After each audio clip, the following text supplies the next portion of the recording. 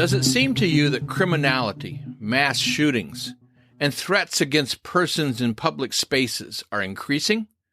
Whatever happened to crime and punishment? Hi, I'm Rex Rogers, and this is episode number 82 of Discerning What is Best, a podcast applying unchanging biblical principles in a rapidly changing world and a Christian worldview to current issues in everyday life. Recently in downtown Chicago, an event occurred that media called Teen Takeover. It was a social media-fueled mob of youth, apparently from throughout the metropolitan area, who simply decided to run amok under the Loop and on Michigan Avenue. Numerous videos are available online showing hordes of young people breaking windows, jumping on cars, trashing whatever was in their path, firing guns in the streets, even assaulting innocent bystanders and tourists. In videos, teens can be seen jumping on top of a bus while others start a massive brawl. 2 teens were shot during the incident. 15 teens were arrested. Teen takeovers have happened before in Chicago. It's a deadly hobby. So is violence in general in Chicago and in other major American cities where law and order is on life support. The weekly shootings and murders in Chicago have become so routine that it rarely makes national news. Newsweek noted the number of homicides in Chicago hit a 25-year high in 2021, with more than 800, according to the Chicago Police Department. That number decreased to 695 last year, but is still far higher than when outgoing Mayor Lori Lightfoot took office in 2019. Crimes including carjackings and robberies have also increased in recent years. Meanwhile, 2 elected officials' response to the teen takeover is telling. Robert Peters, an Illinois state senator who represents part of Chicago, tweeted, "I would look at the behavior of young people as a political act and statement. It's a mass protest against poverty and segregation. In other words, this violence against property and persons is a protest about poverty."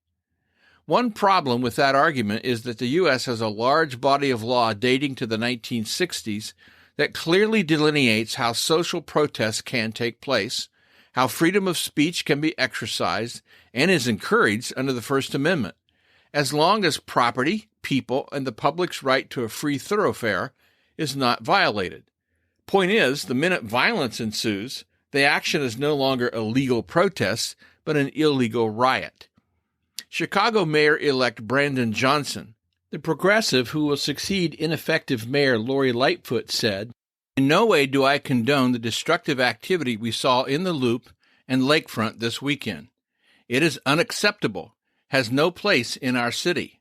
However, it is not constructive to demonize youth who have otherwise been starved of opportunities in their own communities.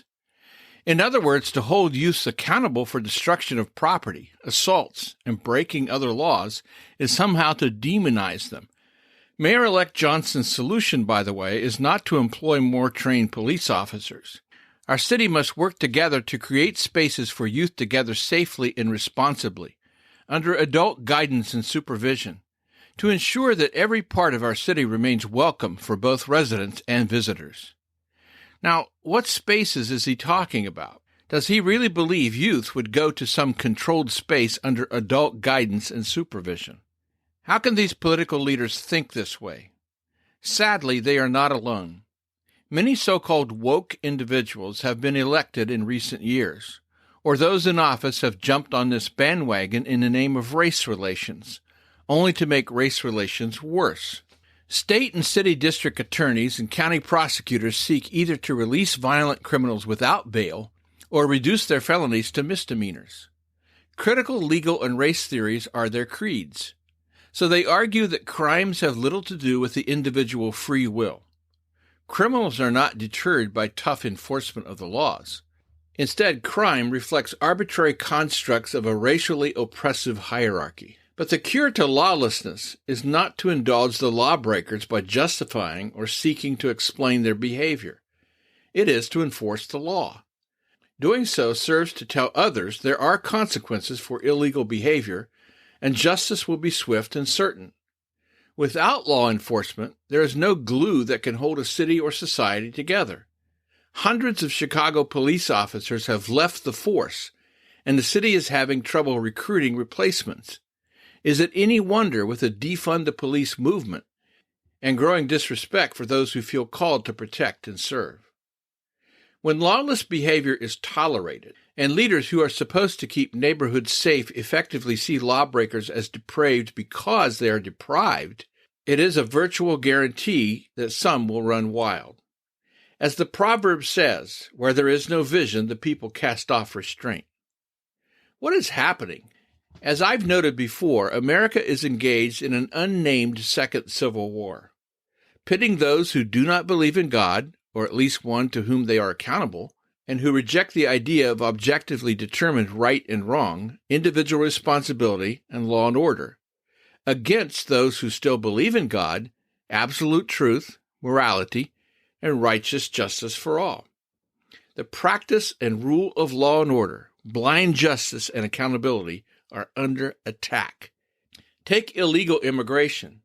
Nearly 6 million people have poured over our borders illegally since President Joe Biden took office. In blue state cities like San Francisco, Los Angeles, Seattle, New York, and Chicago, laws protecting private property, public safety, and public health are routinely flouted. The consequences are felt only by law-abiding citizens.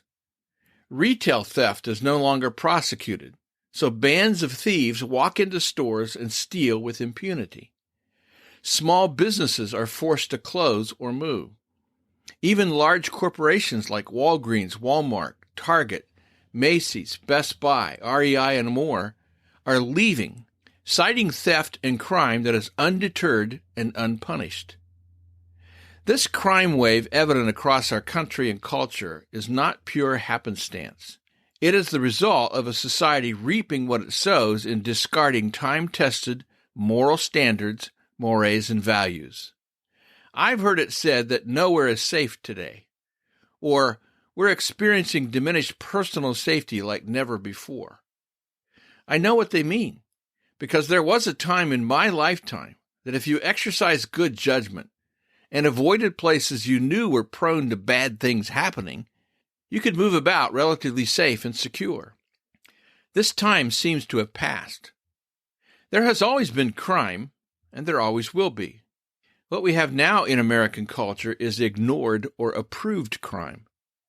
Now you cannot be sure if you go to an athletic stadium, music concert, mall, campus, even church, that you'll be safe. We are retrogressing to a time when individuals and families did indeed care for their own safety. In frontier times and later in the Old West, everyone carried a gun, or was with someone who did. In days gone by, the place where you did not carry a gun or worry about protecting yourself was what they called civilization, meaning localities back east that had established right and wrong, law and order. What's now disappearing in America is just that, civilization, an advanced state of human society based upon moral standards, mores, and values that respects and protects life. The principles that undergird the United States of America, indeed what we think of as Western civilization, generally are being dismantled. Our living assignment remains the same: to know truth and to make it known, to speak the truth in love, to be ready always to give an answer of the hope we have within us, to act justly and to love mercy, and to walk humbly with our God.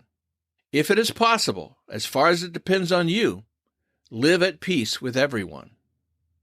In so doing, you also need to become more aware, more conscious of your surroundings, more capable of protecting your family and friends if you are called upon to do so. Well, we'll see you again soon. This podcast is about discerning what is best.